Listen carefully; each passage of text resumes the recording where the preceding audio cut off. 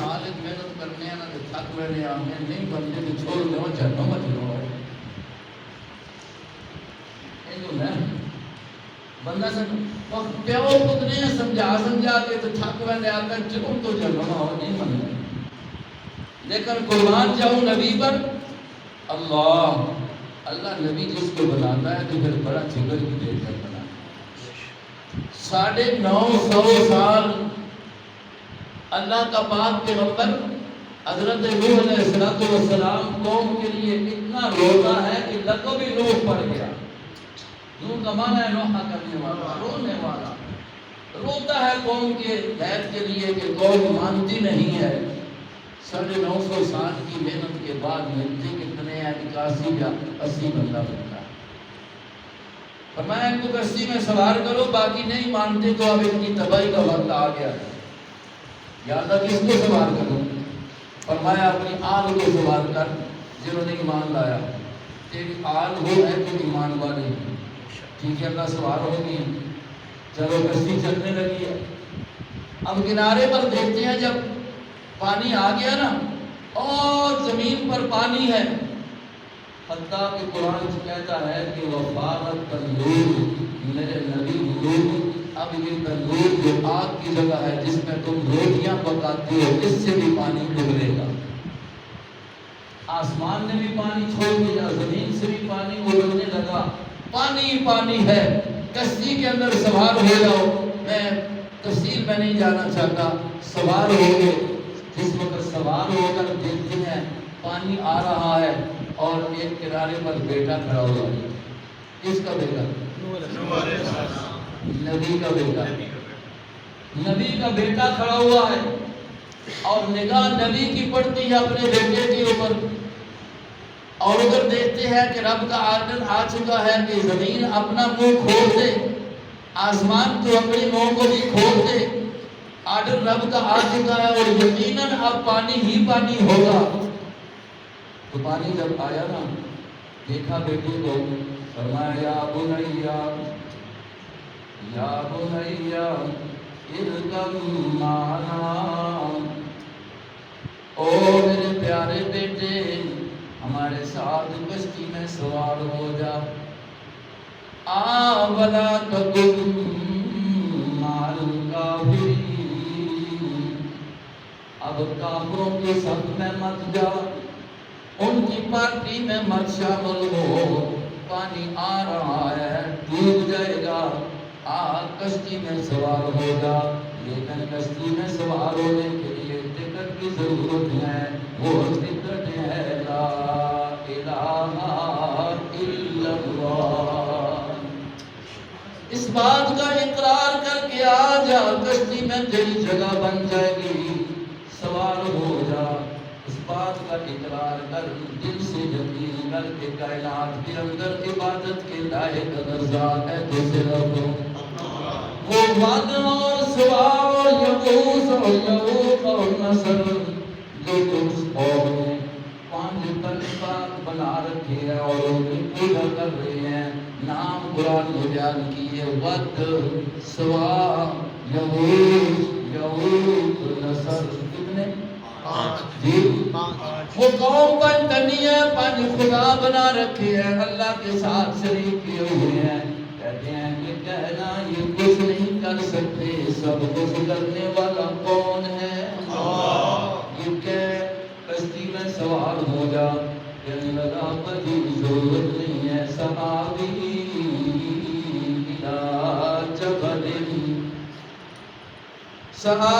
الى جبل یعصمنی من الماء یہ پاس پہاڑی ہے میں پہاڑی کے اوپر چڑھ جاؤں گا اور مجھے یہ پانی سے پہاڑی بچا لے گی میں اونچی جگہ چڑھ ویسا پانی کسی کچھ آسی میں اونچی جگہ چڑھ ویسا حضرت یہاں ایک بات وسلی میں لکھی ہے اگر آپ کا ذوق ہو تو بتا دوں بعد میں لکھا ہے بات اصل یہ تھی وہ کہنے لگا کہ پہاڑی پر اس نے کوئی اپنا معبود بنا کر رکھا ہوا تھا یہ پہاڑی والا بچا لے گا نہیں بجائی گا صفی بابا یہ پہاڑی والا بچا لے گا، اس کی پناہ میں آ جاؤں گا، اس سے میں مدد مانگ لوں گا اور تجھے یہ بچا لے گا۔ آگے سے ابا کہتا ہے لا عاصم اليوم من امر اللہ،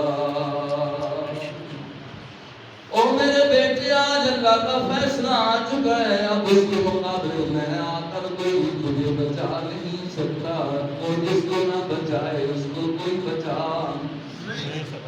وہ جس کو نہ بچائے تیرا بد بھی اس کو نہیں بچا سکتا، سوا بھی نہیں بچا سکتا۔ یہود نسل یہ پہاڑی والا بھی چاہے تو اس کو کہے کہ اسے زندہ پیر ہے یہ بھی تو بچا سکتا، خیال تھا نا اس کا بھی۔ اب جب یہ بات ہو رہی تھی نا، ادھر آئی نا ایک لہر ڈبکی لگی، پانی کی لہر آئی نا ڈبکی لگی نا، تو پھر ادھر باب ہے نا آفر پیو تنوں دیکھ سکتا ہے پتلیاں ڈوبتا جیسا بھی ہو گیا، فوراً درخواست کر لی، پہلے تو اس کو کہہ رہی ہے، اب اللہ کی طرف متوجہ ہو کر کہتے ہیں میرے مالک یہ میری آل ہے، تو نے کہا کہ تیری آل کو بچاؤں گا، یہ میرا بیٹا ہے اس کو بھی بچانا، تو وعدہ کیا تھا۔ اللہ رب العزت کی طرف سے جواب آتا ہے میرے بھائیوں، 12واں سپارہ جو آپ نے قرآن میں سنا ہے، 12ویں سپارے کا چوتھا رکوع ذرا پڑھو، تفصیل کے ساتھ اللہ نے بتایا ہے، اللہ کی طرف سے جواب آتا ہے یا نوح انہ لیس من اہلک، او نوح تیری نظر تو اس بات پر گئی ہے کہ یہ تیرا بیٹا ہے، تو سمجھتا ہے میری آل ہے، بیٹا ہونے سے آل نہیں بنتا، کلمہ پڑھنے سے آل بنتا ہے، کلمے کا اقرار کرے گا تو آل بنے گا۔ میں نے تیرے ساتھ یہی وعدہ کیا تھا جو تیری آل ہوگی وہ بچ جائے گی، اور آل وہی ہے کہ جس نے کلمہ پڑھا ہے لا الہ الا اللہ، یہ کلمہ صرف اس کے لیے نہیں، او آدم آئے تو وہاں بھی یہی تھا لا الہ الا اللہ، کائنات کے اندر حاجت روا، سب کی حاجتوں کو پورا کرنے والا، سب کی مشکلوں کو حل کرنے والا، سب کی بیماریوں کو بنانے والا، سب کی ہر ایک چیز کو جاننے والا، سینے کے رازوں کو جاننے والا بھی سوائے اس اللہ کے اور کوئی نہیں۔ تو اب بیٹا تو ہے، بیٹا ہے ہے، آل نہیں، آل کا آل نہیں ہے، تو آل بنی، آل تب بنی جس وقت کلمہ پڑھ لیا، جس نے کلمہ پڑھ لیا، کلمے پر قائم رہا اور دنیا سے چلا گیا، وہ اگر